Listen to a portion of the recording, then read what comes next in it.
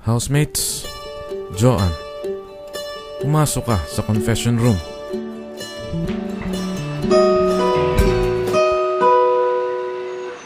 Nais kong magbigay puri sa'yo sapagkat at last natagpuan mo na ang one true love mo, Joanne. Ngunit sa kabila nito,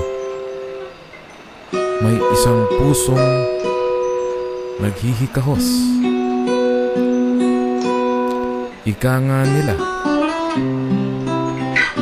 ang dating nasa iyo na binabaliwala mo noong nawala, doon mo na-realize ang importansya.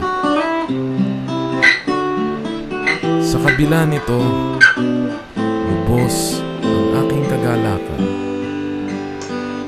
sapagkat ngayoy natagpuan mo na ang dati-rati pinapangarap mo lamang.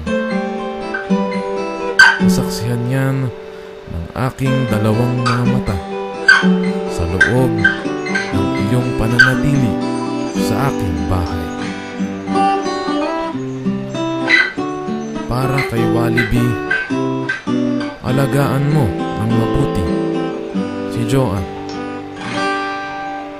sapagkat kung hindi, nakaabang sa labas ng aking bahay si Ryan Bang.